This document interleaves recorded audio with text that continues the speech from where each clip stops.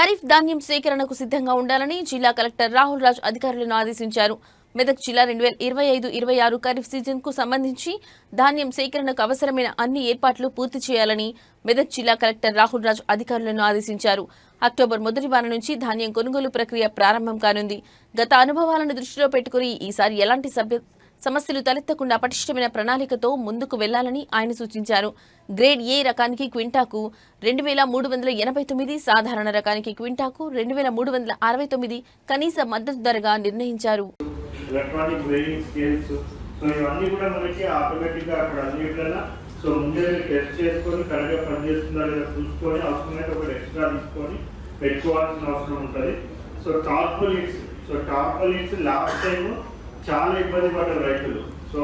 మనకి పేపర్ లో కూడా రిపీటెడ్ వస్తూ ఉండే టార్పాలిన్ ఇంత రేటుకి ఈ రేట్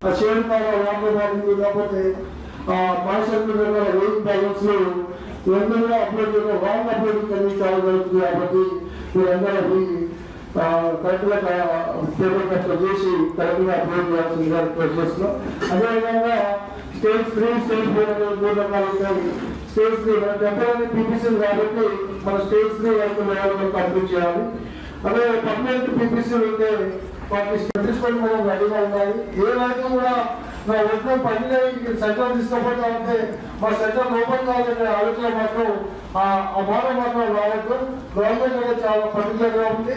అన్ని సెంటర్ మొత్తం అన్ని సెంటర్లు జిల్లాలో ఫస్ట్ నుంచి ఓపెన్ చేయాలి. ఎందుకంటే ఫెస్టివల్ ఉంది కాబట్టి ఆఫ్టర్ ఫెస్టివల్ అయినా ఇప్పుడైనా మీరు ఓపెన్ చేసి మీకు ఆ మార్కెటింగ్ డిపార్ట్మెంట్ టీసీఎస్ఆర్పీ యాప్ నుంచి మాత్రమే కంప్యూటర్ ఉందా లేదా, ఆ సెంటర్లో ఇన్ఫ్రాస్ట్రక్చర్ ఉందా లేదా, ఇవన్నీ డీటెయిల్స్ చూసుకొని మాత్రమే మనకు రిలీజ్ చేయడం జరుగుతుంది.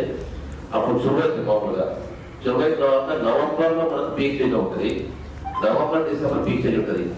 కానీ అక్టోబర్ 3 వరకు మనకు వెయిట్ చూసిన అవసరం లేదు. ఒక్కరు 2 3 రైతులు కూడా అక్కడక్కడ నడప ముందుగా తీసుకుంటారు బహుశా మొదటి వారాలనే.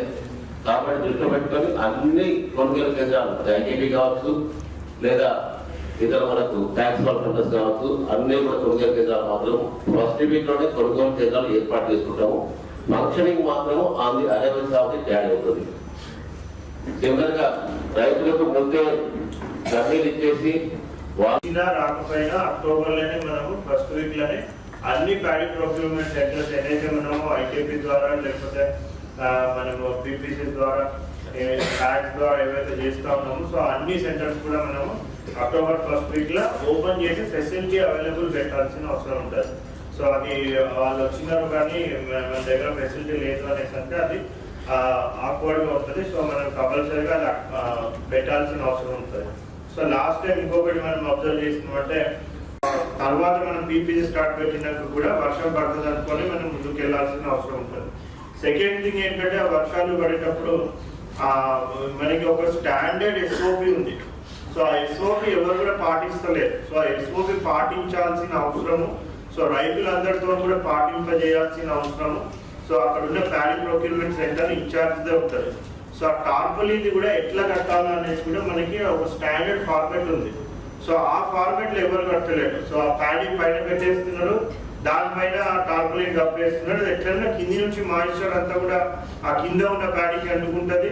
అది కింద ఉన్నది ఎట్లన్నా కొనగలుగుతాయి.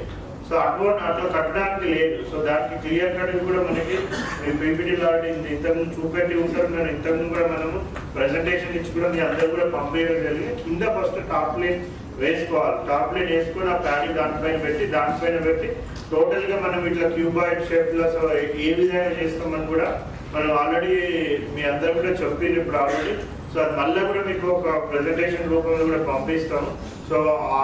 ఈ లూజ్ గా ఉన్న ప్యాడీ అంటే కొత్తగా వచ్చిన ప్యాడీ దాన్ని ఏ విధంగా టార్పాలిన్ లో కట్టాలో ఆల్రెడీ వేమెంట్ అయిన ప్యాడీ.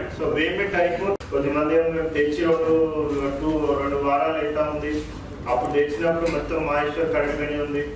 వీళ్ళే ప్రొక్యూర్మెంట్ లేట్ చేయడం వల్ల మళ్ళీ అది తడిచిపోయింది, దాని మొత్తం మాయిశ్చర్ వచ్చింది. మీదే రెస్పాన్సిబిలిటీ అనేసి మళ్ళీ రైతులు కూడా అప్పుడు గొడవ చేయడం జరిగింది.